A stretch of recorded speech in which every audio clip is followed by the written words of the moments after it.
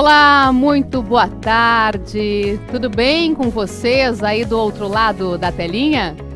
Eu sou Francine Rabuski, jornalista, e será uma alegria enorme poder dividir esta tarde, compartilhar com vocês um pouquinho nesse evento aqui especial, pensado com todo carinho, para transmitir uma mensagem muito importante.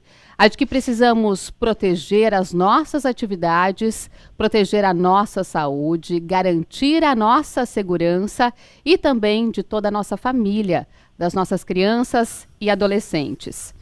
Nós estamos ao vivo pelo canal do Sindicato Interestadual da Indústria do Tabaco no YouTube, por onde vocês nos acompanham. Estamos ao vivo para todo o Brasil, porque está no ar uma edição bem especial do ciclo de conscientização sobre a saúde e segurança do produtor e proteção da criança e adolescente. Este programa é realizado pelo Sinditabaco, por suas empresas associadas, e também pela Associação dos Fumicultores do Brasil, a FUBRA. E este ano, como vocês estão acompanhando, o evento está diferente. Estamos no formato de live. Estamos aqui num estúdio virtual e eu estou muito bem acompanhada. Já apresento aqui os meus companheiros de live. Estamos aqui então para transmitir essa mensagem bem importante para você que nos acompanha aí em várias partes do Brasil. Existem milhares de produtores reunidos neste momento ou acompanhando das suas casas, de entidades, sozinhos ou com as suas famílias. Sejam todos muito bem-vindos, é uma alegria tê-los aqui conosco. A gente aproveita também para cumprimentar as demais pessoas que estão nos acompanhando aqui pelo YouTube. São representantes de empresas associadas ao Sinditabaco, representantes de outras entidades, professores, conselheiros tutelares, agentes de saúde, colegas de imprensa, empresários, enfim, sejam todos muito bem-vindos e mais uma vez o nosso muito boa tarde. Senhoras e senhores, a preocupação com a sustentabilidade na produção de tabaco no sul do Brasil está diretamente ligada à qualidade de vida dos produtores e de suas famílias. E é por essa razão que o Sinditabaco, suas empresas associadas e também a FUBRA realizam este seminário que tem como objetivo a conscientização dos produtores e das comunidades sobre a proteção das crianças e adolescentes, além, é claro, da garantia da saúde e da segurança do próprio produtor. É por isso que eu convido neste momento o presidente do Sinditabaco, seu Iro Schink, para dar as boas-vindas, boa tarde, para fazer uso da palavra. Boa tarde, seu Iro. Boa tarde a todos que estão nos assistindo. Eu estava muito fazendo esses ciclos ao vivo, mas hoje, numa nova experiência, estamos aí reunidos então numa live. Cumprimentar então quem está nos assistindo e também os nossos companheiros aqui, como diz a Francine, que estarão nos acompanhando durante esta tarde. Estamos aqui para tratar realmente de dois temas extremamente importantes, eu diria, para a cadeia produtiva do tabaco, mas extremamente importantes para cada um de nós. Tratando de criança, proteção da criança, eu até vou relembrar o versículo bíblico lá que está lá no livro de Provérbios, capítulo 22, versículo 6, que diz: ensina a criança no caminho em que ela deve andar e ela não mais se desviará dele. O livro Provérbios, como todos sabem, foi escrito pelo rei Salomão, o rei mais sábio da Bíblia e dos israelenses na época. Então, na verdade, é neste sentido que nós queremos também falar em relação da proteção da criança e do adolescente. A criança, ela realmente precisa receber seus primeiros ensinamentos na família, com os pais, o pai e a mãe, e realmente em casa aprender a parte principalmente dos valores, como, por exemplo, disciplina, respeito ao próximo, honestidade. Aliás, só aprendesse todo mundo esses três temas, o Brasil já seria outro, certamente. Mas é muito importante que a criança aprenda isto em casa e, na sequência, que os pais, efetivamente, tomem a atitude de colocar as crianças na escola para que elas possam continuar o desenvolvimento deles em termos de conhecimentos. Se no passado era importante, hoje muito mais, com todas as transformações, com todas as novas informações surgem dia a dia, novos conhecimentos, então é extremamente importante que os pais efetivamente tomem essa decisão. Aliás, quando nós começamos a trabalhar esse tema há 20 anos atrás, nós tínhamos como lema lugar de criança na escola. Isso continua até hoje, eu acho que deve ser muito reforçado.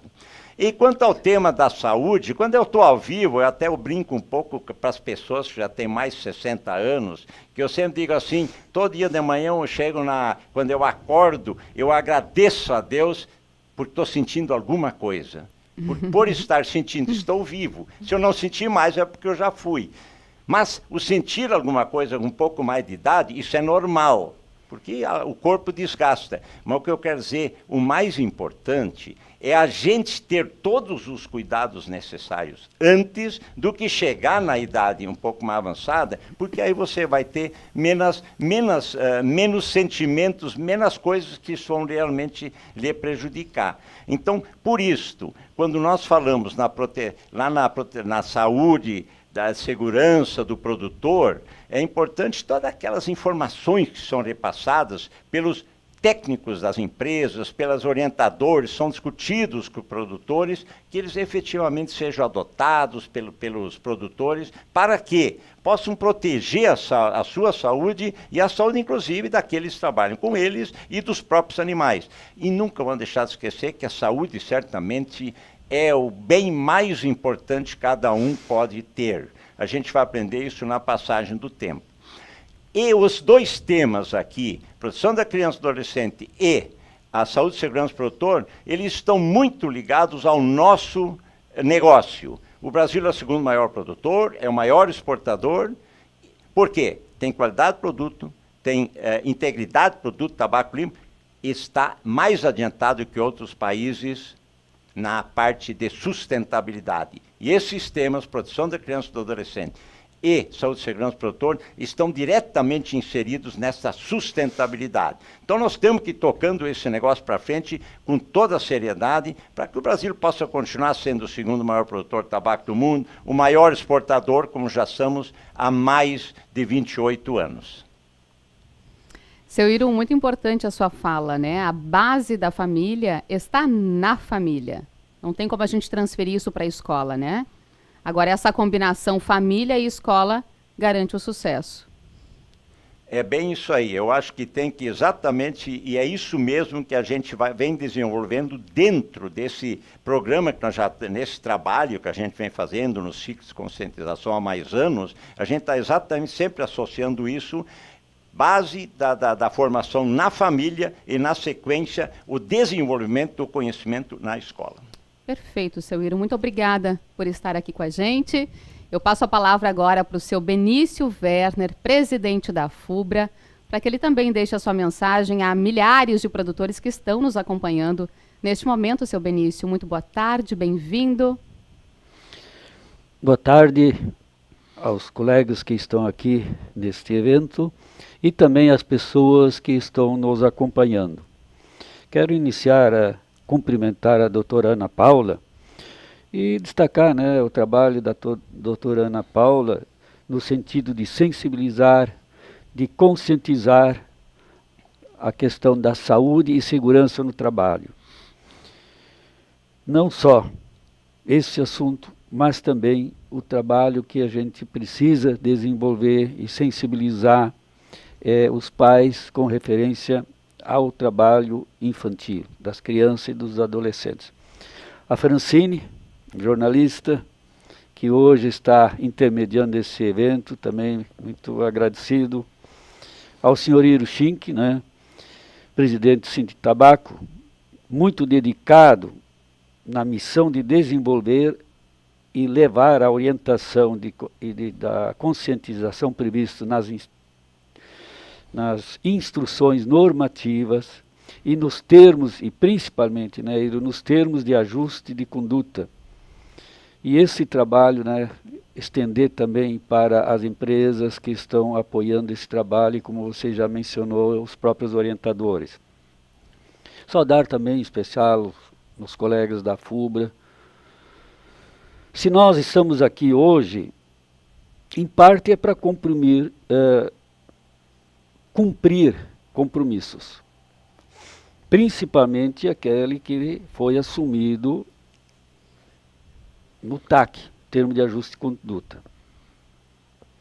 Mas, a bem da verdade, se a gente olha para trás, principalmente, nós somos mais idosos, o Iro e o Benício, é que já em 1983 já se começou um trabalho no sentido ambiental, que foi a assinatura junto ao IBDF, que é o Instituto Brasileiro de Desenvolvimento Florestal, onde foi a implementação da produção de mata energética e não mais o uso da mata nativa.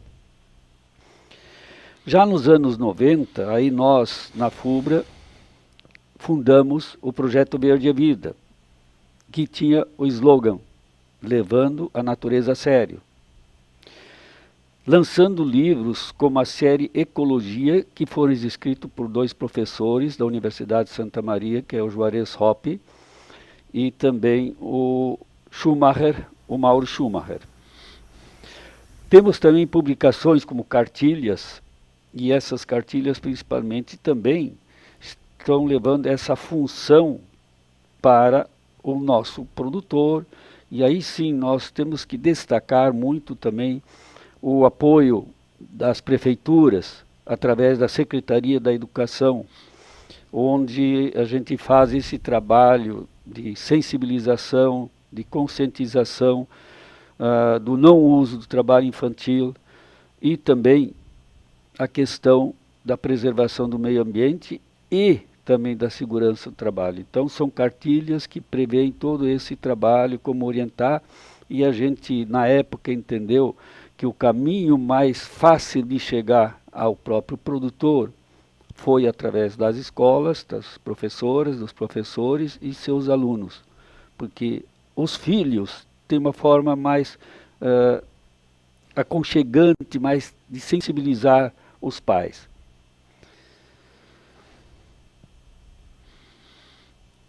Então, senhor Iro, sei que por parte do Sinitabaco e as empresas fumageiras, que também estão desenvolvendo ações como nós no Projeto Verde Vida estamos desenvolvendo.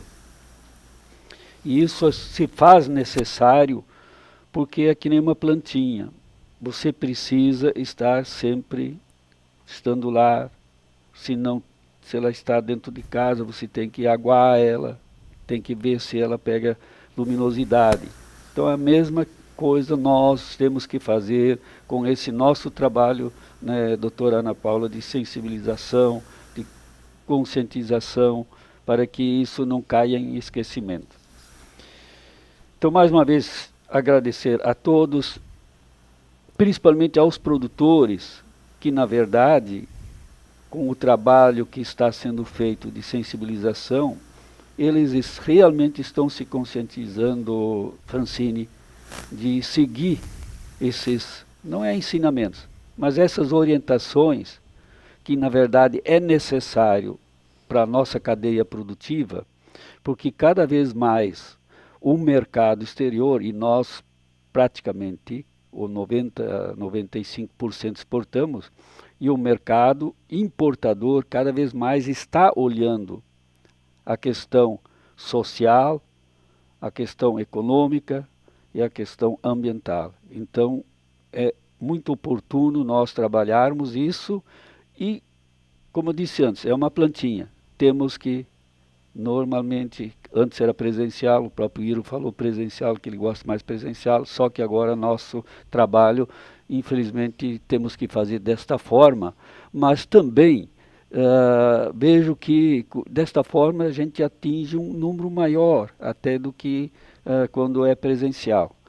Muito obrigado aos colegas que aqui estão e a Francine por mais uma vez aceitar essa tarefa de conduzir esse evento. Muito obrigado. Uma alegria, seu Benício, poder dividir essa tarde com vocês, falando sobre esse assunto tão importante, que sim, precisa ser dito, precisa ser comentado dia a dia. Muito já andei pelo nosso interior e pude observar essa mudança de mentalidade, esse cuidado maior por parte do produtor, sim, e das suas famílias. Obrigada, seu Benício. Daqui a pouquinho nós vamos conversar com a doutora Ana Paula, advogada, professora, socióloga, sobre as relações de trabalho, essa questão do trabalho infantil, né, e essa importância da gente preservar e cuidar das nossas crianças e adolescentes. Já já. Porque antes, essa mensagem, então, de respeito, de cuidado, essa necessidade da segurança do produtor e das suas famílias, vai ser reforçada por meio de um vídeo. Vocês já conhecem, já viram o vídeo O Mundo do Dr. Nicotino? A gente vai assistir agora. Fato! Você sabia que folhas molhadas de tabaco podem causar reações bem desagradáveis e deixar você verde de raiva? Sejam bem-vindos! Vocês acabam de entrar no Mundo do Dr. Nicotino! Olá! Hã? O que foi? Ah, já sei. Tá me estranhando por eu estar verde desse jeito. Calma. É que hoje vamos falar de um mal que anda dando dor de cabeça a alguns produtores de tabaco. A doença da folha verde. Não se preocupem. Essa tal doença não deixa ninguém verde assim. Isso aqui foi só para dar um tchan pro início da conversa. Deixa que eu vou dar um jeitinho. Pronto. Bem melhor, vocês não acham?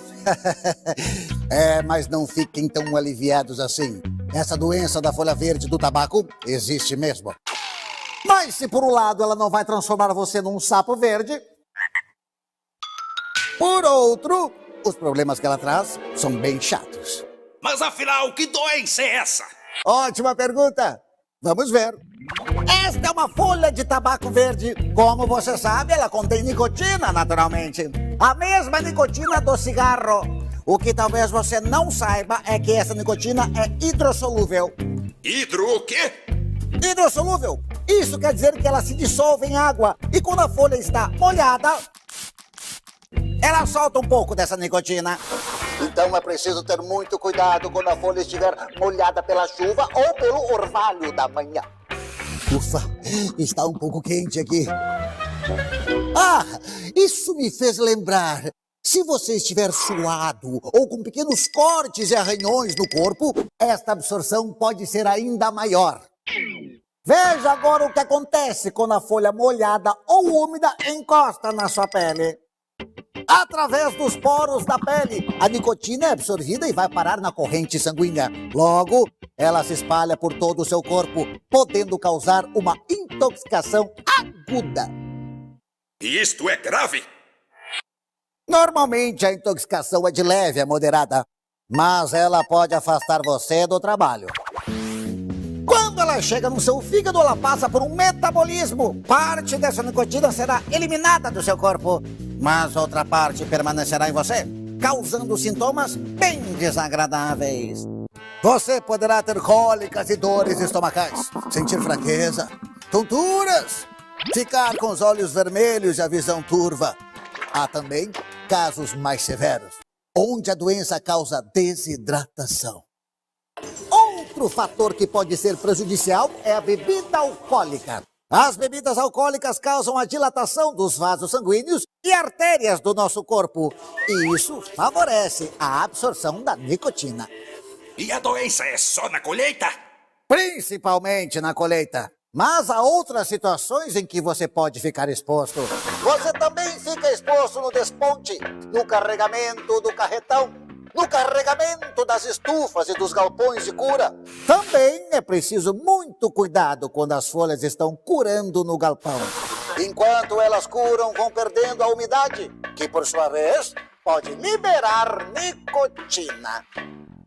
Então, se você entrar no galpão para separar e arejar as folhas, ao tocar nelas, pode se intoxicar. E quando aparecem os sintomas? Normalmente, os sintomas da doença da folha verde aparecem de 3 a 17 horas após a exposição. Eles duram de 2 a 3 dias. Depois, desaparece, pois a nicotina é totalmente eliminada do corpo. Porém, 2 ou 3 dias depois, você ainda pode se sentir mal, a ponto de não conseguir trabalhar. E olha, muito importante. Não existe medicamento para combater a doença da folha verde. Não, não, não, não.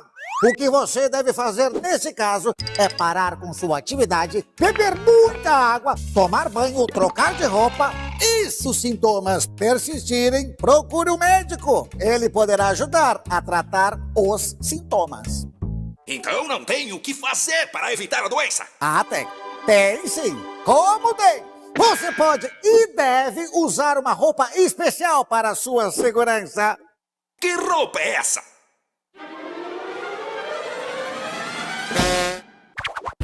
Esta não é uma roupa qualquer. Trata-se de um tipo de EPI.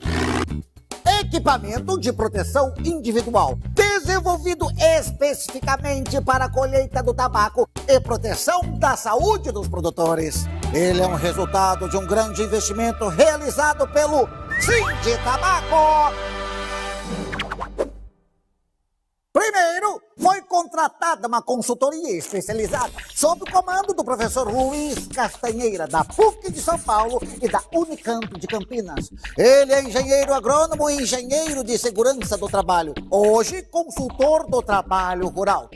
A partir de 2009, o professor Castanheira coordenou um trabalho de pesquisa, desenvolvimento e descrição das especificações técnicas da vestimenta de colheita. Ele visitou diversos produtores em diferentes áreas, estudou várias alternativas até chegar à forma mais eficaz de proteção. Mas o Sinditabaco fez mais. O Sinditabaco contratou outra consultoria especializada, a Planitox de São Paulo. Coube a Planitox realizar um estudo científico para avaliar a segurança operacional desta vestimenta e testar o seu grau de proteção. E como ele fez isso? Ah, te peguei, fiz a pergunta primeiro, hein? Em vários locais, produtores usando a vestimenta foram avaliados por médicos, paramédicos, enfermeiros e químicos. Foram considerados dados meteorológicos de temperatura e umidade relativa do ar, direção e intensidade dos ventos. Durante a colheita, os trabalhadores usaram um aparelho junto à boca para captar o mesmo ar que eles respiravam. Também durante usaram uma roupa de algodão por baixo da vestimenta. Depois, todos que trabalharam nos testes de colheita foram submetidos à coleta de suor do rosto e água de lavação das mãos, além da retirada da vestimenta de algodão usada por baixo da vestimenta de colheita. Esta roupa de algodão foi cortada em pedaços, de acordo com a sua posição nas diferentes partes do corpo dos trabalhadores, como braço, antebraço, abdômen, axilas, costas, coxas e canelas. Todo esse material foi embalado separadamente e guardado em um local refrigerado para posterior análise de laboratório, com o propósito de avaliar a eventual presença de nicotina e a eficácia da vestimenta de colheita na proteção destes trabalhadores. Assim, foram identificadas as partes do corpo que ficaram mais expostas à ação e possíveis efeitos da nicotina. E pra que tudo isso? Pois é, quanto investimento, quanta preocupação, quanto estudo, quanta análise, quanta avaliação, quantos especialistas envolvidos, não é mesmo? Tudo isso, meu caro produtor, para ter certeza que esta vestimenta se tornaria a maneira mais eficaz de evitar a doença da folha verde. E foi isso que todo esse trabalho concluiu. O uso correto deste EPI diminui a exposição térmica em torno de 98%. E hoje não há nada mais eficiente para proteger e garantir a sua saúde na hora da colheita. Então essa vestimenta funciona mesmo? É claro que funciona. Observe. A vestimenta é feita de nylon, 100% poliamida, emborrachado e resinado. Isso significa que ela é totalmente impermeável à água.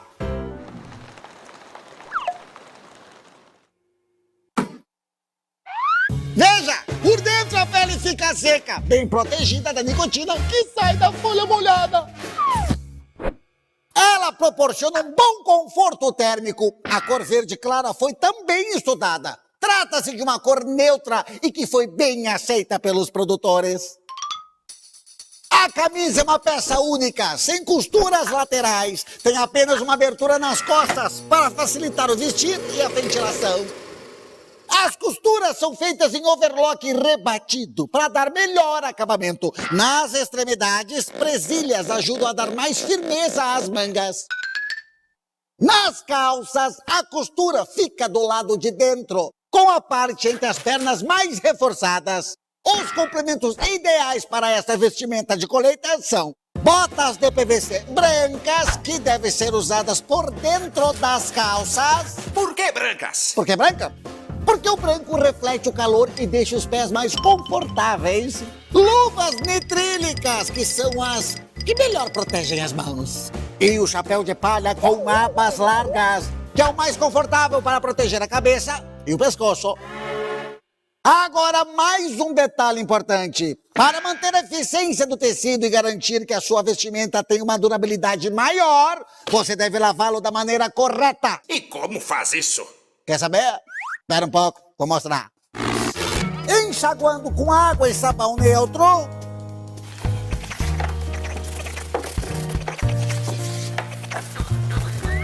Depois colocando para secar na sombra. Como você viu, esta vestimenta foi desenvolvida de maneira científica. Envolveu especialistas, passou por estudos e pesquisas, testes e avaliações até chegar a este modelo.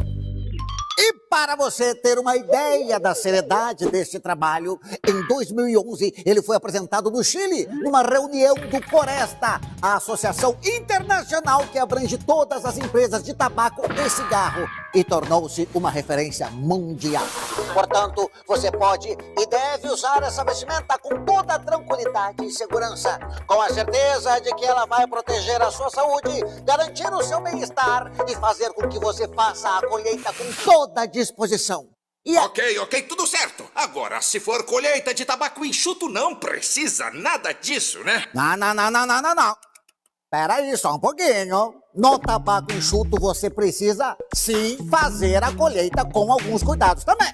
Vista sempre uma camisa de manga longa, calça, chapéu, calçados e as luvas que acompanham o kit da vestimenta de colheita. Mas será que é só na colheita que precisamos de equipamentos de segurança? Enquanto você pensa, vamos para um rápido intervalo. Já voltamos!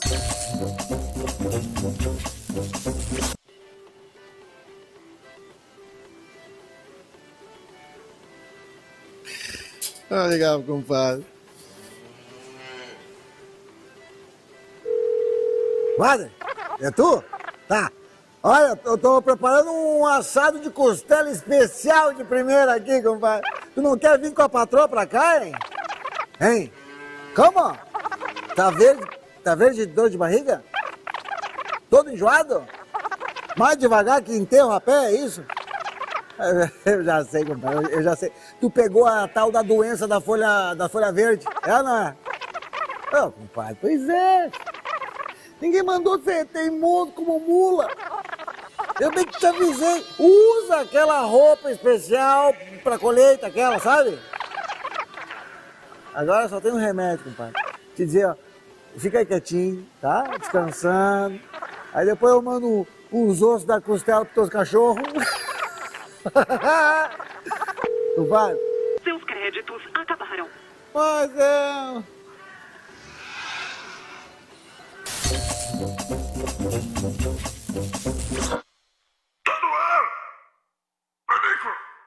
Opa, beleza, voltamos. Bem, agora você já conhece todos os benefícios desta incrível vestimenta para a colheita do tabaco. É bom não esquecer que há outras situações em que os equipamentos de proteção individual também são fundamentais. E uma das mais importantes é no uso dos agrotóxicos.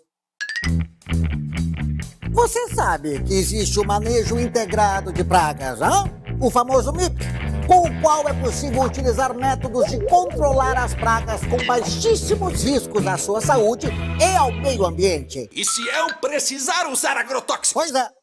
Assim como na colheita, no manuseio de agrotóxicos, a luva também deve ser nitrílica, material que não deixa transpassar o produto, protegendo as mãos com mais segurança. Use apenas os produtos registrados e recomendados para o cultivo do tabaco e siga a recomendação da bula para não errar na aplicação.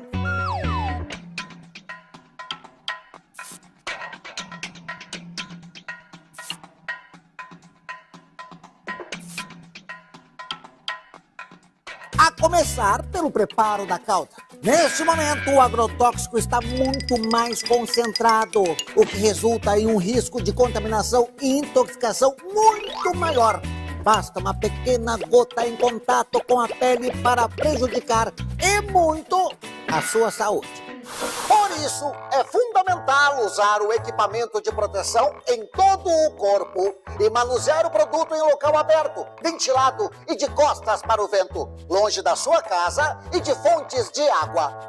Depois de usar o agrotóxico, a embalagem deve passar pela tríplice lavagem. Lave 1, 2, 3 vezes para retirar bem os resíduos do seu interior e despeje no pulverizador. Depois, ela deve ser perfurada e não mais utilizada, pois apesar de ser lavada 3 vezes, algum resíduo ainda pode permanecer no seu interior. As embalagens vazias e lavadas devem ser guardadas junto com os agrotóxicos, o pulverizador e os acessórios de pulverização no depósito de agrotóxicos até a devolução nos pontos de coleta. A construção desse depósito de agrotóxicos deve ser feita dentro de requisitos legais, com paredes resistentes, ventilação adequada e uma distância mínima de fontes de água e da residência do produtor. Deve permanecer trancado e sinalizado. E sempre que precisar acessá-lo, use o seu equipamento de proteção. Na aplicação do produto na lavoura, também é muito importante usar o EPI correto. As roupas comuns de algodão facilitam a contaminação do organismo pelo agrotóxico. Já o EPI não é uma roupa comum. O seu tecido é tratado com fluorcarbono, que garante as propriedades hidrorrepelentes. Ou seja, ele faz com que o líquido não penetre no tecido, mantendo a sua pele seca e protegida da contaminação. Outro cuidado muito importante na hora da pulverização é manter o aparelho bem regulado, para que o jato de agrotóxico vá direto para as plantas sem respingar no seu corpo. Constantemente faça a manutenção e regulagem do pulverizador, evitando vazamentos. Também faça a limpeza, retirando todos os resíduos. Assim, ele vai funcionar bem e durar por muito mais tempo. Também evite consumir qualquer tipo de alimento durante a aplicação. Após a aplicação do agrotóxico, não esqueça de colocar a placa de sinalização, proibindo a entrada na lavoura. A placa deve permanecer até o período de reentrada que está indicado na bula do produto. É necessário respeitar esse período, pois a folha terá sobre ela um princípio ativo que pode prejudicar a sua saúde. Após o intervalo de reentrada, não esqueça de retirar a placa. E dá para lavar o EPI? Não só dá, como deve, e não é de qualquer jeito, não. Primeiro, lave bem as suas luvas ainda nas mãos. Lave o EPI separadamente. Não misture com as outras roupas da família. Use água corrente e sabão. Enxague sem deixá-lo de molho na água. Coloque-o para secar na sombra. Faça todo esse procedimento usando as luvas nitrílicas. Depois de seco, passe com o ferro para reativar o fluorcarbono. Estas recomendações têm como base fortes investimentos em estudos e tecnologias para que você e sua família estejam sempre bem. Use os EPIs indicados no manuseio de agrotóxicos e na colheita. Garantir a sua saúde e preservar o meio ambiente é uma questão de consciência. Eu, Doutor Nicotino, me despeço desejando a todos vocês um ótimo trabalho. Tchau!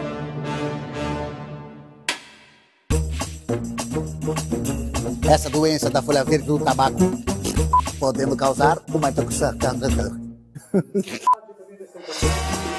Mas tudo bom? Como está?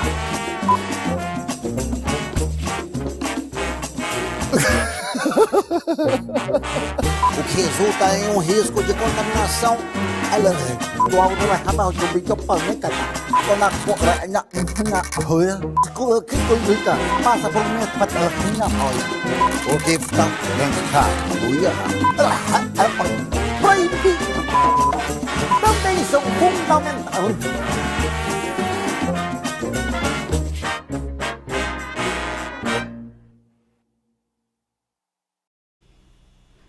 Muito bem, recado dado e recado gravado após essa apresentação divertida, lúdica. Todos nós aqui gostamos muito.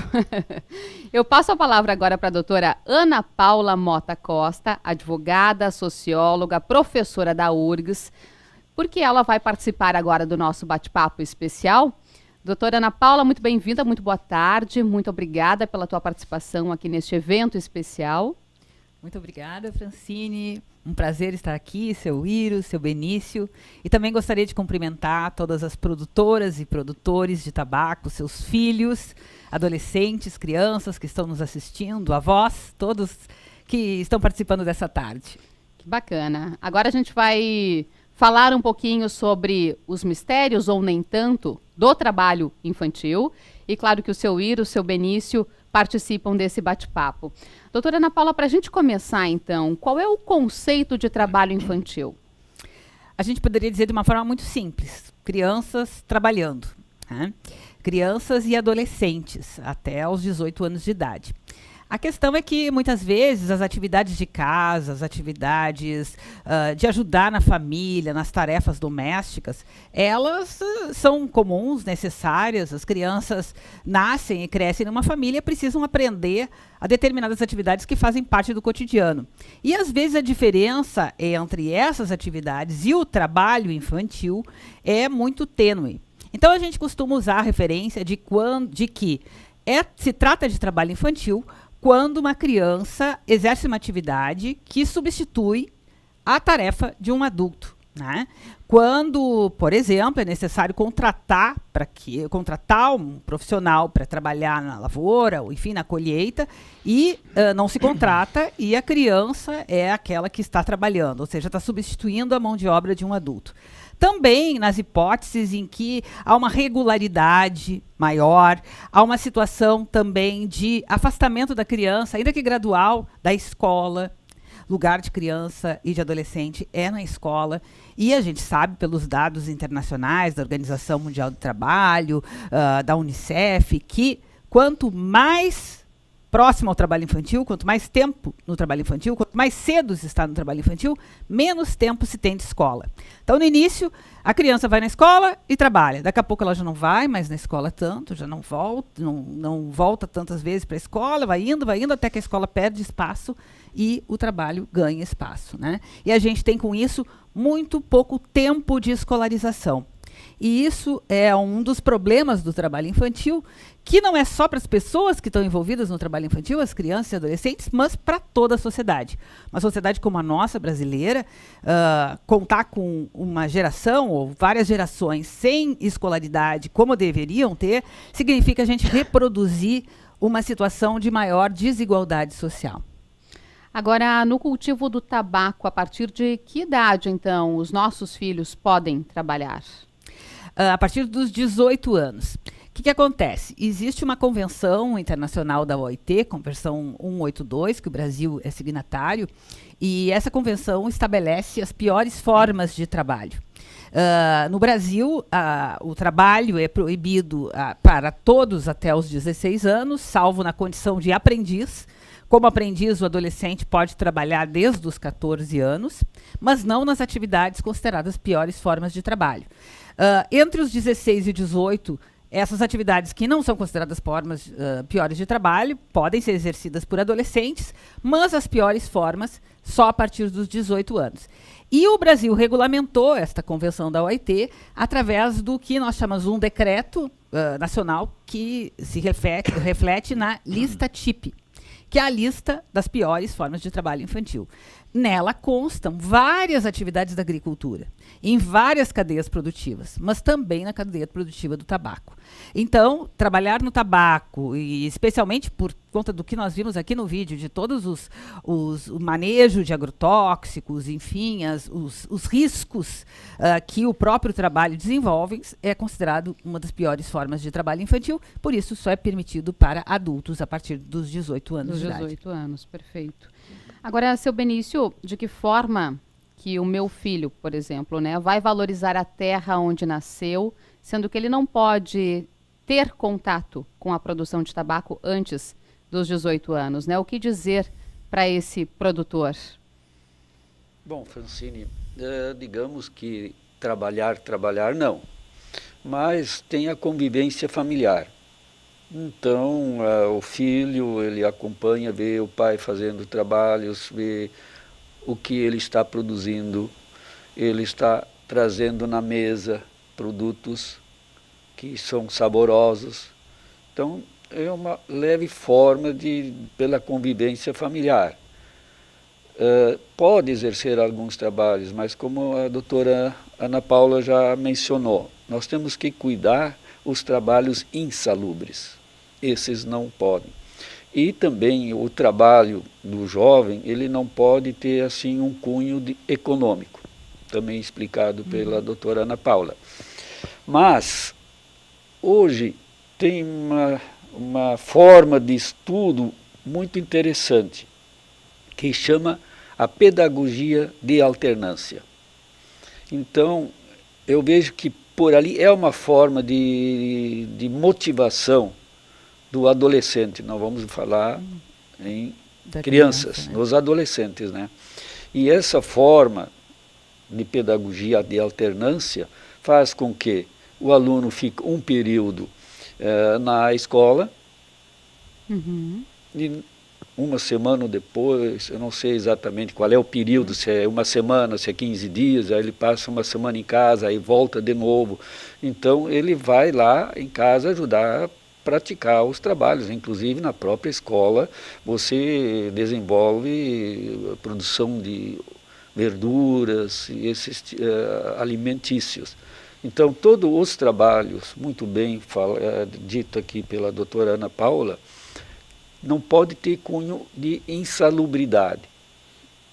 Então isso, vejo assim, são poucas formas. O ideal seria, dentro, por exemplo, da nossa cadeia produtiva, poder trabalhar, mas não pode. Ponto final. Mas tem essas formas que a pessoa, o filho do produtor, ele começa a pegar gosto pelo trabalho da terra.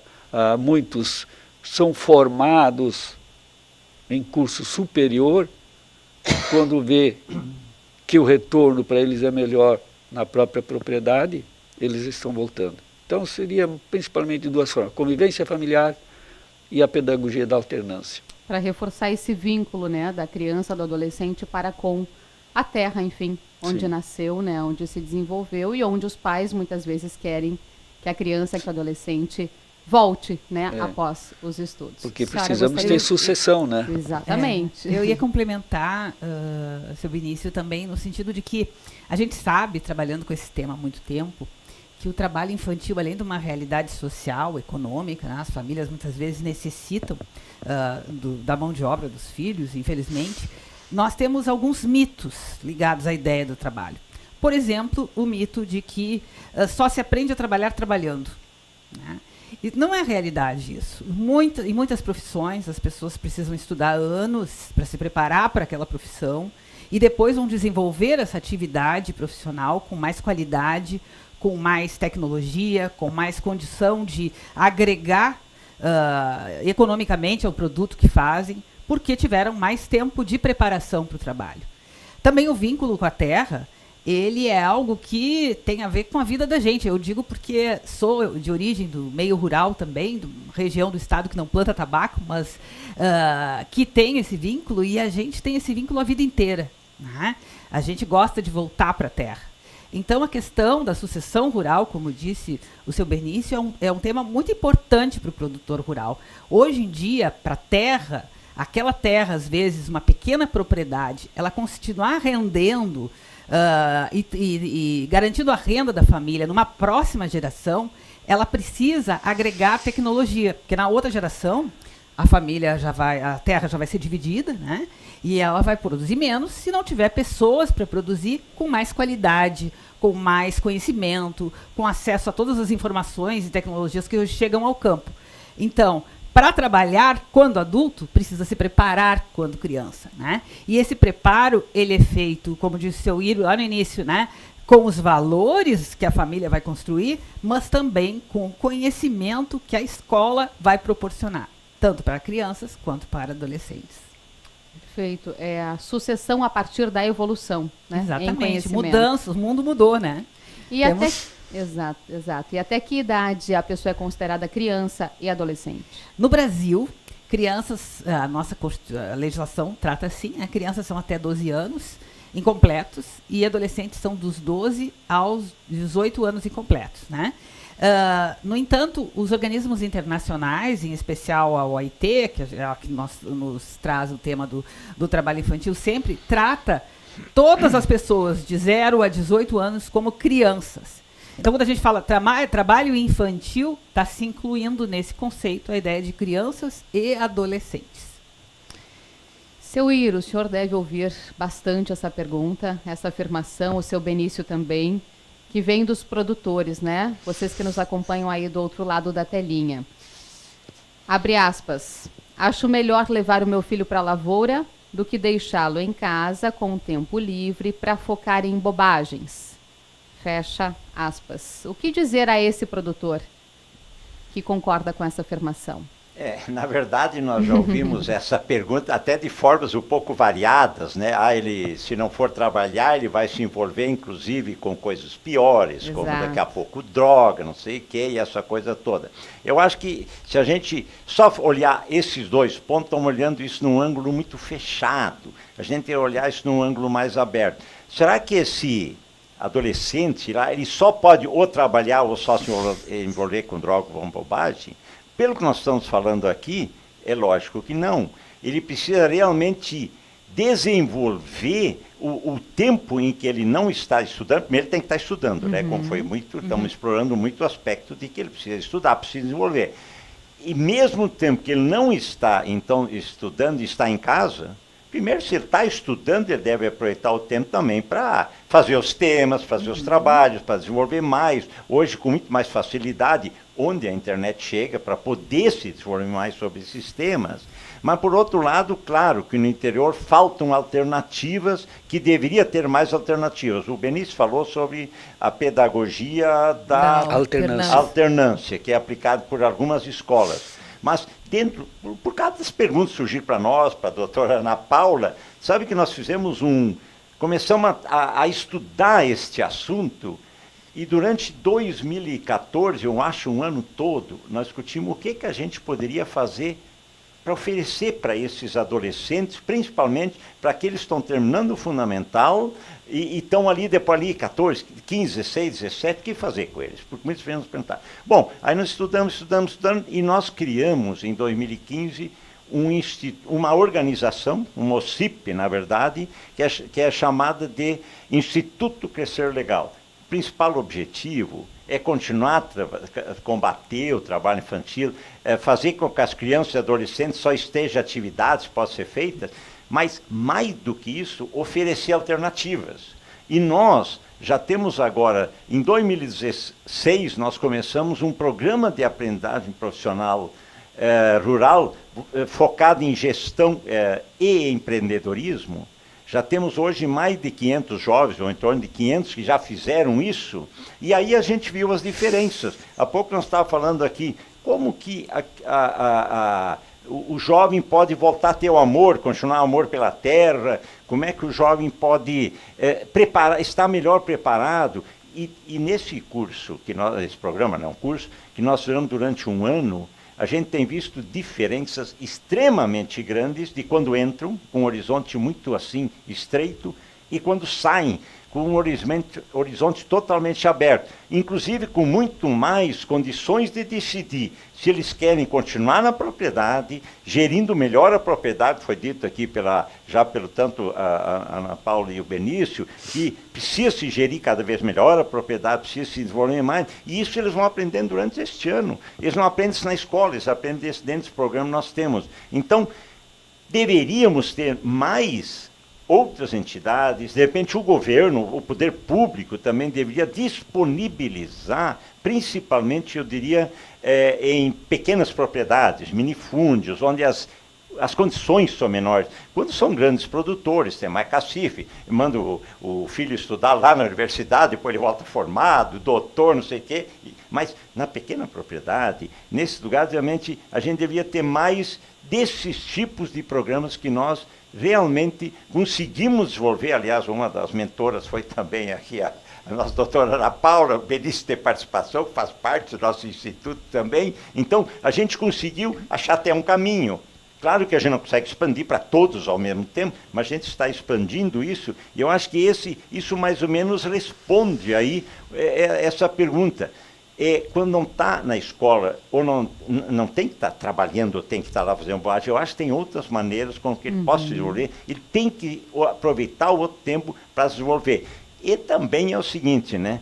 Criança, adolescente, depois que vem o adulto, criança, adolescente, jovem, adulto, cada um precisa fazer as coisas dentro da sua idade, né? Para isso é criança, para isso é adolescente, para isso depois é o jovem, porque se não fizer, se ele atropelar isso aí, no futuro vai fazer falta também, né? Então, nesse sentido, eu fiz a menção ao Instituto, porque a gente realmente agora achou um caminho que a gente está oferecendo uma série de jovens, e normalmente aqueles que têm mais necessidade, ainda os mais vulneráveis, para que eles possam, por aí, sentir, eu diria assim, um futuro diferente. Além disso, nós conseguimos, pelo Instituto, contratá-los como jovens aprendizes, já foi aqui, depois dos 14 pode contratar. Então, além deles aprenderem durante o ano, eles só estudam, eles só são contratados pelas empresas, mas ficam todo o tempo lá no lugar da escola onde isso é desenvolvido. Então, além deles já começar a ganhar realmente dentro de uma parte legal, eles também têm um desenvolvimento extremamente importante para o futuro. Eu acho que o caminho é por aí, se nós quisermos ter, vamos dizer, até uma sucessão rural mais adequada, ou a sucessão rural funcionar, e também preparar melhor cidadãos para o futuro. Exatamente. Importante não suprimir fases, né? Senão já nasceríamos adultos. Exatamente. Por que nascer, né, bebê, criança, depois se tornar adolescente, enfim, por aí adiante. Agora, garanto que tem uma outra questão, e quem está nos assistindo deve compactuar com o que eu vou falar agora, que também perturba vocês produtores, né? Os meus filhos não podem trabalhar na lavoura, mas existem crianças e adolescentes atuando em novelas, por exemplo, né? Se expondo a situações de risco, a traumas, por que não? Tem sim, muito disso. O que diz a lei sobre isso, doutora Ana Paula? Bom, o trabalho infantil não é permitido, né? Existem situações especiais, como essas de entretenimento, artísticas, e também o esporte, em que a autorização para o trabalho é feita especificamente para aquele caso por um juiz. Então, é assim que é tratado, né? São casos especiais que são autorizados.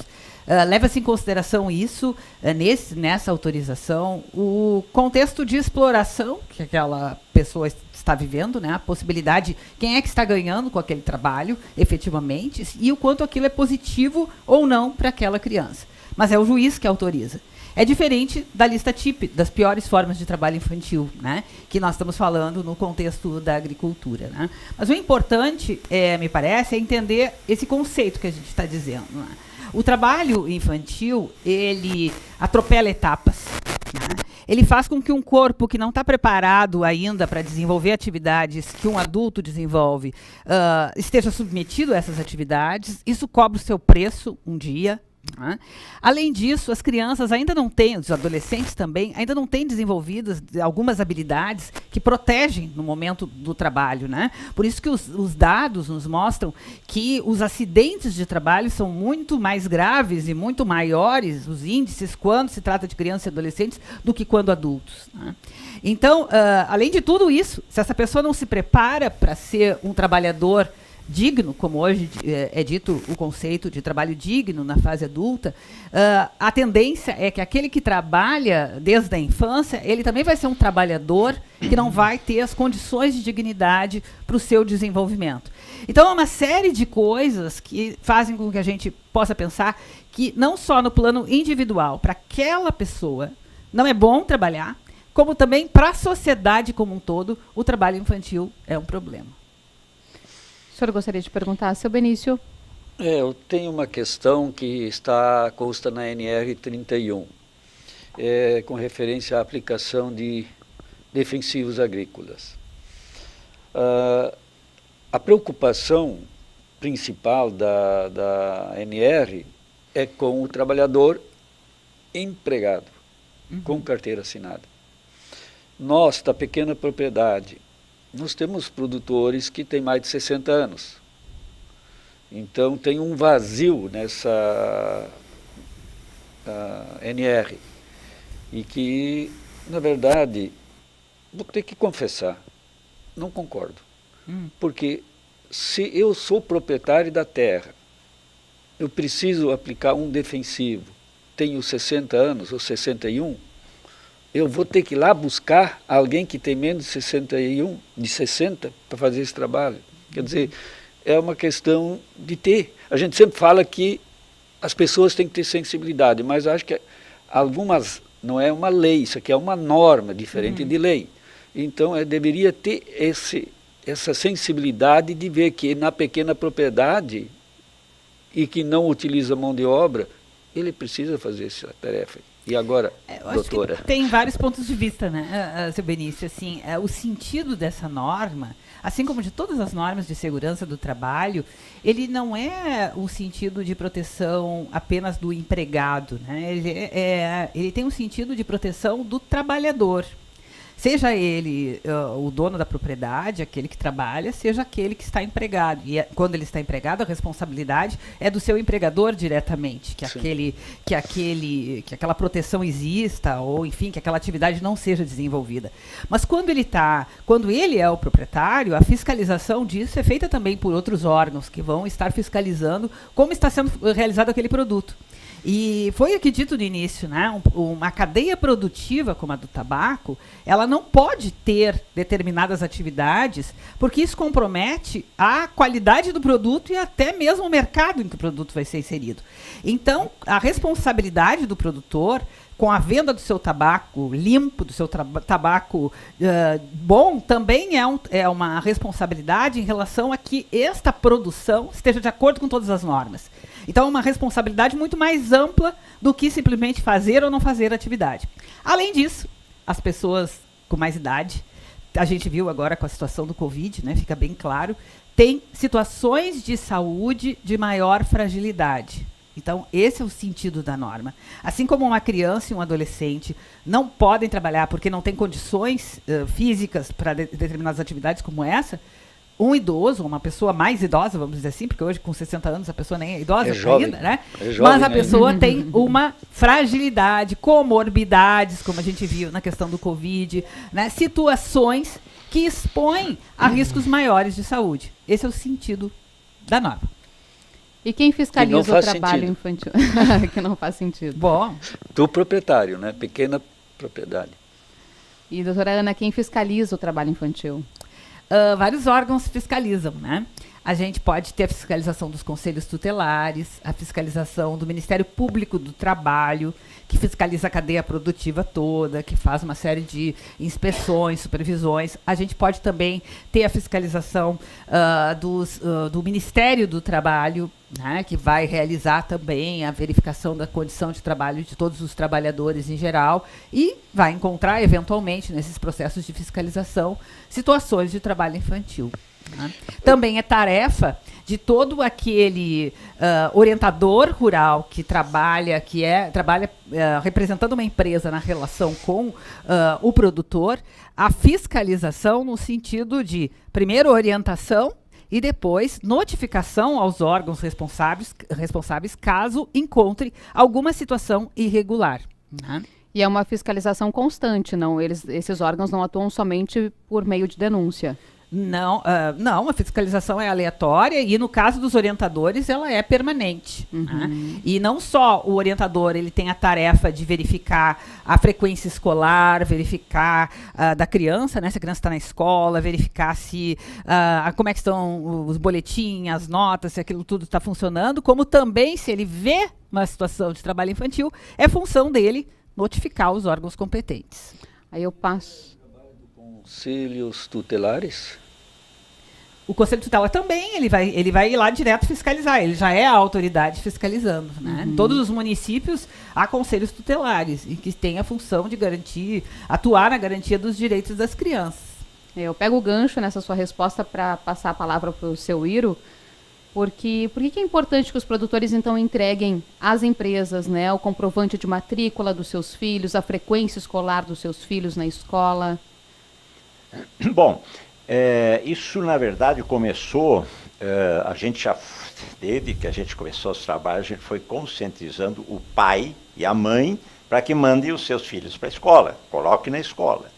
Mas quando nós assinamos o termo de compromisso com o Ministério Público do Trabalho, esta foi uma novidade e que nós até achamos muito importante. Se nós estamos orientando realmente que, além de não estar em atividades não condizentes com a idade, que ele tem que estar estudando, como é que nós vamos saber se ele está estudando? Realmente vamos saber se ele vai estar matriculado, então por isso apresentar o atestado de matrícula e no final do ano o atestado de frequência. Exatamente, eu acho 75% que prega a lei que tem que ter de frequência. Então, é desta forma que, eu diria assim, o setor está contribuindo realmente para que as crianças realmente estão se desenvolvendo. E eu diria que hoje, eu não tenho dados estatísticos assim, mas certamente hoje, se a gente olhar nos produtores, dentro da idade escolar e quem não terminou o fundamental, praticamente todos estão hoje nas escolas, que é fruto, na verdade, desse trabalho continuado e que depois, com essa comprovação que as empresas hoje, combinadamente com o produtor, pedem. Então, às vezes até tem algumas dificuldades para a gente conseguir em escolas, então é bom que as escolas contribuem, porque o diretor precisa lá receber a lista, e às vezes é um pouco complicado, mas tem se conseguido resolver o assunto e ele tem contribuído realmente para que as crianças estão mais na escola e, naturalmente, como se desde o começo aqui, estão se desenvolvendo mais, né? Esse é que é o objetivo principal, né? E é bom para todo mundo, né? Para toda a sociedade. Toda a sociedade, né? sem Há pouco dúvida. eu vi aqui a doutora Ana Paula falar aqui com muita propriedade o que a gente assiste hoje, né? Quantas pessoas, como hoje o nível de educação está abaixo do que deveria estar, né? Olha, eu vou ser franco, não está nem no nosso contexto, mas está na educação. Eu já vi gente com faculdade que não sabe redigir um texto e não sabe fazer uma equação simples de matemática. Mas isso é o fim da picada. Isso no meu tempo é aprendido no primário. Eu e o Benício todo tempo primário. Ainda somos jovens, mas ainda a educação era um pouco diferente, né, Benício? Mas a gente aprendeu isso lá, logo nos 3, 4, 5 primeiros anos de estudo. Hoje saem da faculdade sem um conhecimento básico. Então eu acho que isso de realmente eles terem comprovado e mostrar que está lá, e isso é um dos caminhos para a gente poder ir para frente no campo e nas cidades também. Na espero que tem gente escutando aqui das cidades, vale para todos, né? Nós estamos falando mais de produtores, mas vale para todo mundo que está nos assistindo isso. Educação, né? Educação, conhecimento, isso ninguém tira da gente, das nossas famílias. Então é importante aproveitar, frisar, relembrar essa mensagem tão importante. Vocês gostariam de fazer mais alguma colocação? Estamos, infelizmente, chegando ao fim da nossa edição especial do ciclo de conscientização. Deixo espaço para, de repente, vocês se despedirem, então, dos nossos produtores, de quem nos acompanha aí do outro lado da telinha. Seu Benício? Bom, agradecer essa oportunidade de estarmos juntos, né? A doutora Ana Paula, que conhece muito bem, é advogada, estuda especialista nessa matéria. O Iro também, a gente tem trabalhado muito nesse sentido. E agradecer a Francine, né, que está mediando esse nosso evento, e a todos os que estão nos assistindo. Esperamos que a gente conseguiu levar algum esclarecimento para os nossos produtores, principalmente, porque é essa a finalidade desse nosso encontro. É esse nosso compromisso que está dentro do TAC, em termos de ajuste de conduta. Muito obrigado. Doutora Ana Paula. Queria agradecer toda a atenção das produtoras e produtores, pessoas que estão nos assistindo, adolescentes também. Dizer que foi um prazer estar aqui nessa conversa e que o que a gente está falando é, acima de tudo, uma preocupação com o projeto de vida das crianças e adolescentes, né? Crianças e adolescentes precisam, no nosso país, estar numa condição de oportunidades iguais, de condições iguais para se desenvolver.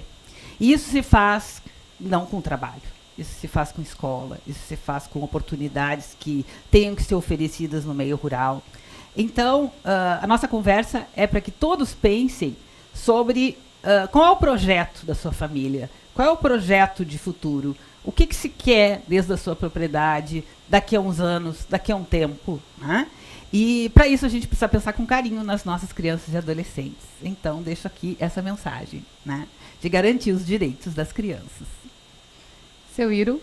Bom, primeiro uma honra poder estar, né, assim, com uma grande apresentadora, né? E por outro lado, com meu amigo Benício, presidente da FUBRA, oriundo do meio rural como eu também, né, Benício? Estamos lá, filhos de pequenos produtores, com a doutora Ana Paula, que eu aprendi muito, viajei muito com ela, já aprendi muito com a doutora Ana Paula. Nós já resolvemos quase todos os problemas da educação do Brasil nas viagens.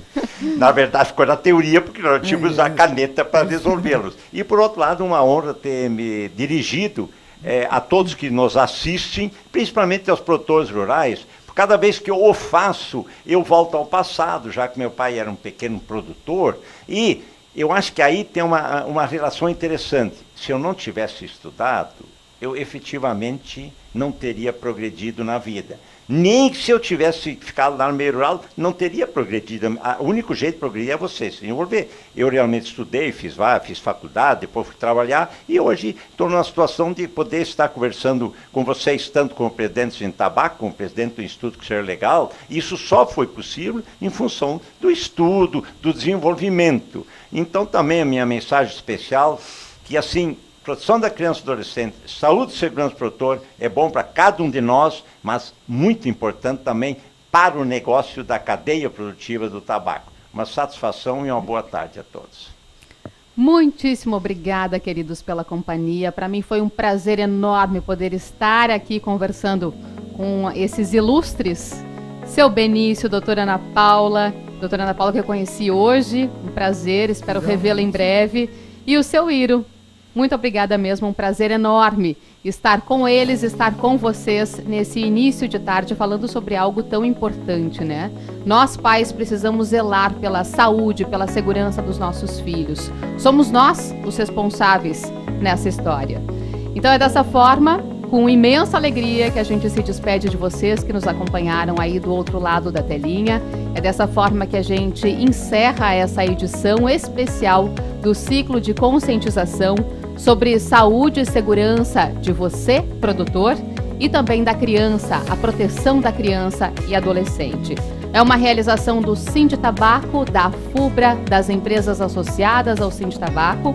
Obrigada mais uma vez, então, a todos que estiveram conosco nesse início de tarde.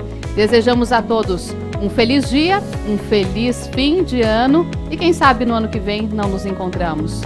Talvez num evento híbrido, por que não? Vamos pensar nisso. Muito obrigada, gente. Desejamos a vocês um suave fim de 2021. Até mais.